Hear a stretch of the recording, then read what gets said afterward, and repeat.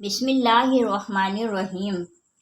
ابو طلحہ زید بن سہل بخاری کو جب پتہ چلا کہ سلیم بنت ملحان نجاریہ کے خاوند کا انتقال ہو گیا، وہ بیوہ ہو گئی ہیں۔ سلیم ایک پاک دامن، عقلمند اور حد سے زیادہ حسین و جمیل عورت تھی۔ ابو طلحہ زید بن سہل بخاری کے دل میں آیا کہ سلیم بہت ہی حسین و جمیل اور پاک دامن عورت ہے، میں اس کے ساتھ نکاح کر لوں، ان کو نکاح کا پیغام فوراً بھیجوا دوں، ایسا نہ ہو کہ کوئی اور ان کو مجھ سے پہلے نکاح کا پیغام بھیجوا دے۔ اگر میں نے نکاح کا پیغام نہ بھیجوایا تو میں اس پاک دامن اور سلیقہ مند عورت سے نکاح کرنے سے محروم رہ جاؤں۔ ابو طلحہ کو اپنے آپ پر بڑا یقین تھا کہ اگر میں نے سلیم کو نکاح کا پیغام بھیجوایا تو وہ ضرور ہاں کر دیں گی۔ ابو طلحہ نے اپنے دل ہی دل میں سوچا کہ میں جوان اور لوگوں میں بہت مشہور ہوں، میں شہ سوار اور اچھا تیر انداز بھی ہوں۔ ابو طلحہ سلیم کے گھر کی طرف نکل پڑے۔ راستے میں ابو طلحہ کو معلوم ہوا کہ سلیم نے حضرت مصعب بن عمیر رضی اللہ تعالیٰ عنہ کی دعوت پر لبیک کہتے ہوئے اسلام قبول کر لیا ہے۔ ابو طلحہ کے دل میں یہ سوال پیدا ہو گیا کہ اس بنا پر سلیم مجھے مسترد نہ کر دے۔ پھر خیال آیا کہ کوئی بات نہیں، اس میں حرج بھی کیا ہے، اس کا خاوند بھی اپنے آباء و اجداد کے دین کا پیروکار تھا۔ یہ باتیں سوچتے ہوئے آخرکار ابو طلحہ سلیم کے گھر آ گئے، دروازے پر دستک دی، گھر میں داخل ہونے کی اجازت مانگی، گھر والوں نے اندر آنے کی اجازت دے دی۔ ابو طلحہ نے سلیم سے کہا کہ میں تجھ سے شادی کرنا چاہتا ہوں۔ حضرت سلیم نے جواب دیتے ہوئے کہا کہ آپ جیسے بہادر انسان کو شادی کرنے سے انکار تو نہیں کیا جا سکتا، لیکن میں تم سے شادی نہیں کروں گی، اس لیے کہ تم کافر ہو۔ سلیم رضی اللہ تعالیٰ عنہا کی بات سن کر ابو طلحہ نے سمجھا کہ سلیم ٹال مٹول کر رہی ہیں، اس کو مجھ سے کوئی زیادہ امیر اور مالدار شخص مل گیا ہے، جس کا مجھ سے زیادہ معاشرے میں رعب اور دبدبہ ہے۔ ابو طلحہ کو یہ خیال آتے ہیں۔ ابو طلحہ نے سلیم سے کہہ دیا کہ خدا کی قسم، میرا کافر ہونا تجھ کو میرے ساتھ شادی کرنے کو روک نہیں سکتا۔ ابو طلحہ نے پوچھا کہ تجھ کو مجھ سے شادی کرنے سے کون سی چیز روک رہی ہے؟ کیا سونے چاندی کی چمک دمک نے تم کو مجھ سے شادی کرنے سے روکا ہے؟ کہنے لگی، اچھا، سونا چاندی میرے آنکھوں کو خیرہ کیے ہوئے ہے۔ ابو طلحہ بولے، ہاں۔ سلیم کہنے لگی، میں اللہ تعالیٰ اور اس کے آخری رسول صلی اللہ علیہ وسلم کو گواہ بنا کر کہتی ہوں کہ اگر تم مسلمان ہو جاؤ تو میں تم سے شادی کروانے کے لیے رضامند ہو جاتی ہوں۔ میں تجھ کو کسی بھی قسم کا سونے چاندی کا مہر نہیں مانگوں گی، تیرے اسلام لانا ہی میرے لیے بہت بڑا حق مہر ہوگا۔ جب سلیم نے یہ کہا تو ابو طلحہ سوچنے لگے۔ ان کے ذہن میں وہ بت آیا جس کو ابو طلحہ نے عمدہ اور مہنگی ترین لکڑی سے تیار کروایا ہوا تھا۔ یہ بت ابو طلحہ کے لیے بہت ہی عزیز تھا۔ یہ اس وقت کا رواج تھا کہ جو بھی قوم کا سردار ہوتا تھا وہ اپنے لیے لکڑی کا ایک عمدہ سا بت تیار کروا لیتا تھا جو اس کو سب سے عزیز ہوتا تھا۔ ابو طلحہ بت کو لے کر کافی گہری سوچ میں پڑ گئے۔ سلیم نے گرم گرم لوہے پر ایک زوردار ضرب لگاتے ہوئے فرمایا، طلحہ، کیا تم کو معلوم ہے کہ جس معبود کی تم عبادت کرتے ہو وہ زمین سے بنایا گیا ہے؟ ابو طلحہ نے جواب دیا، ہاں، مجھے معلوم ہے کہ وہ ایک لکڑی سے تیار کیا گیا ہے۔ سلیم رضی اللہ تعالیٰ عنہ نے کہا کہ تم کو شرم نہیں آتی ہے کہ تم ایک درخت کی لکڑی کو اپنا خدا بنا بیٹھے رہو، اس کی عبادت کرتے ہو اور اسی درخت کی دوسری لکڑی کو آگ میں جلاتے ہو، اس درخت کی دوسری لکڑیوں کو جلا کر کھانے کے لیے کچھ تیار کرتے ہو۔ سلیم نے کہا کہ اے ابو طلحہ، اگر تو مسلمان ہو جاتا ہے تو میں آپ سے شادی کرنے کو تیار ہوں۔ میں تیرے اسلام قبول کرنے کے علاوہ کوئی حق مہر کا مطالبہ نہیں کروں گی۔ ابو طلحہ نے ام سلیم سے کہا کہ مجھے اسلام قبول کرنے کا طریقہ کون بتائے گا؟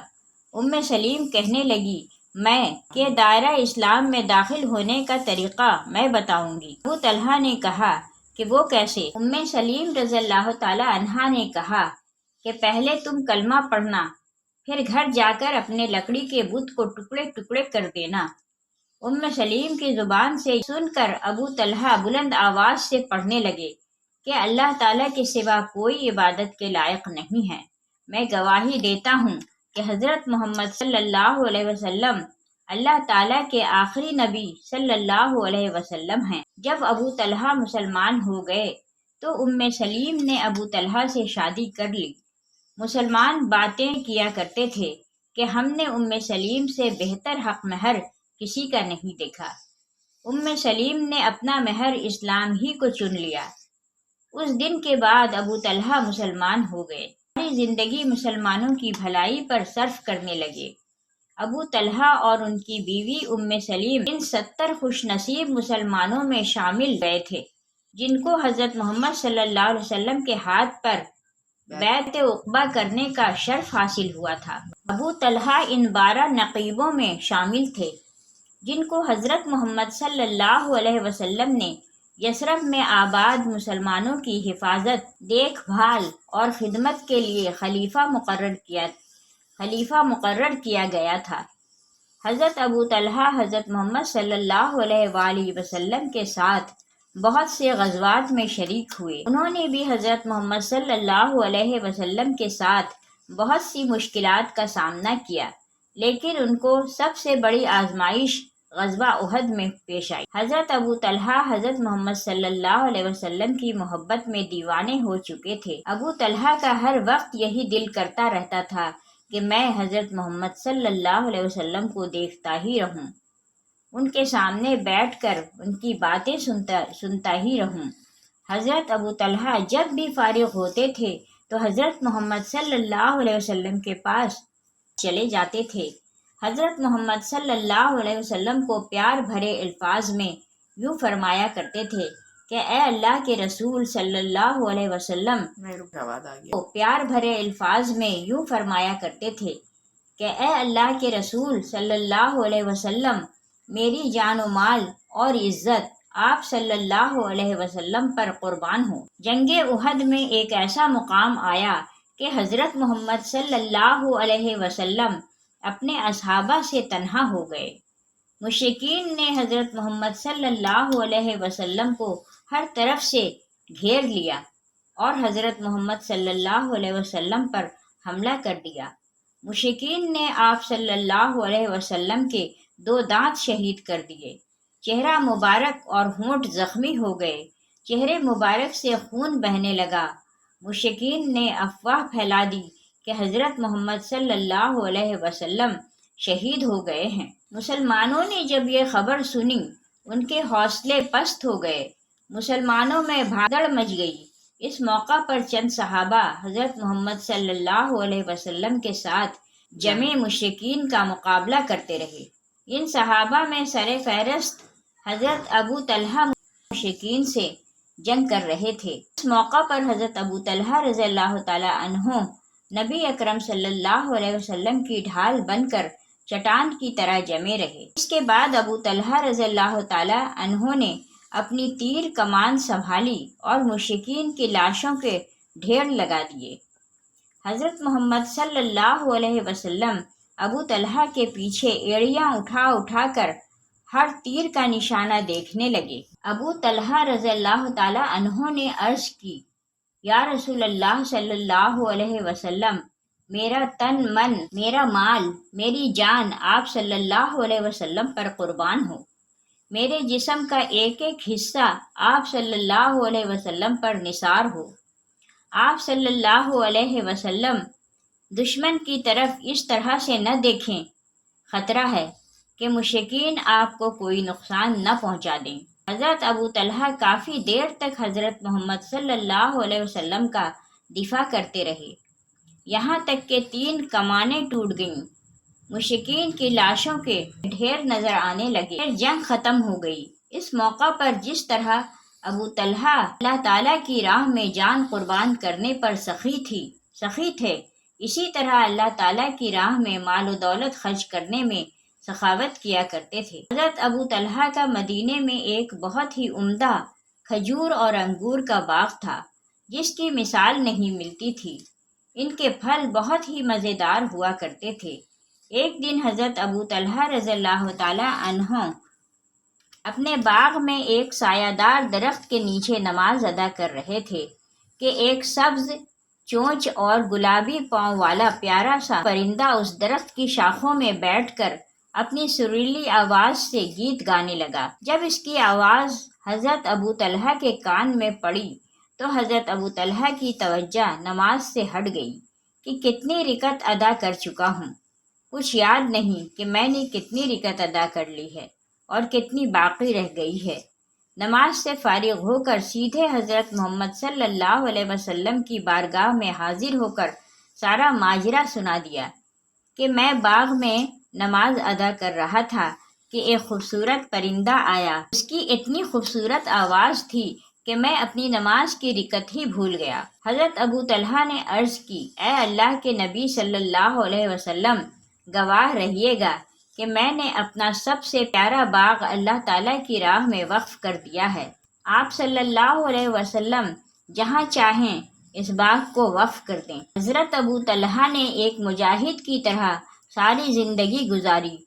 جب ابو طلحہ کا وصال ہوا تب بھی ابو طلحہ روزے کی حالت میں اور جہاد کے سفر میں تھے۔ ابو طلحہ رضی اللہ تعالیٰ عنہ حضرت محمد صلی اللہ علیہ وسلم کے وصال کرنے کے بعد 30 سال تک حیات رہے۔ عیدین کے علاوہ کبھی بھی آپ نے روزہ نہیں چھوڑا۔ لمبی زندگی پائی، بڑھاپے میں بھی اللہ تعالیٰ کی راہ میں جہاد کرتے رہے۔ تیسرے خلیفہ حضرت عثمان غنی رضی اللہ تعالیٰ عنہ کے دور خلافت میں مسلمانوں نے ایک جنگ کے سلسلے میں بحری سفر کو چنا تو حضرت ابو طلحہ بھی لشکر کے ساتھ جانے کو تیار ہو رہے تھے۔ بوڑھے باپ کو دیکھ کر بیٹوں نے کہا کہ ابا جان، اللہ تعالیٰ آپ پر رحمت کرے۔ آپ رضی اللہ تعالیٰ عنہ نے حضرت محمد صلی اللہ علیہ وسلم، حضرت ابو بکر صدیق رضی اللہ تعالیٰ عنہ اور حضرت عمر فاروق رضی اللہ تعالیٰ عنہ کے ہمراہ مشرکین کے ساتھ بے شمار جنگیں لڑیں۔ قربان جائیں ایسی اولاد پر۔ انہوں نے کہا، ابا جان آپ آرام فرمائیں، اب ہماری باری ہے، ہم آپ کی جگہ اللہ تعالیٰ کی راہ میں لڑنے کے لیے جاتے ہیں۔ بیٹوں کی بات سن کر باپ کہنے لگا، بیٹو سنو، اللہ تعالیٰ کا فرمان ہے کہ ہلکے اور بوجھل نکل کھڑے ہو اور اپنے مال و دولت اور جان کو اللہ تعالیٰ کی راہ میں خرچ کرو۔ اس میں ہم سب کو جہاد کے لیے نکلنے کا حکم دیا ہے۔ عمر کی کوئی قید نہیں لگائی اور لشکر اسلام کے ساتھ جہاد کے لیے روانہ ہو گئے۔ اسلامی لشکر سمندر میں سفر کر رہا تھا کہ راستے میں ہی حضرت ابو طلحہ اپنے خالق حقیقی سے جا ملے۔ مسلمان ابو طلحہ رضی اللہ تعالیٰ عنہ کو دفن کرنے کے لیے جزیرے کی تلاش میں تھے۔ مسلمانوں کے لشکر کو 7 دن کے بعد جزیرہ نظر آیا۔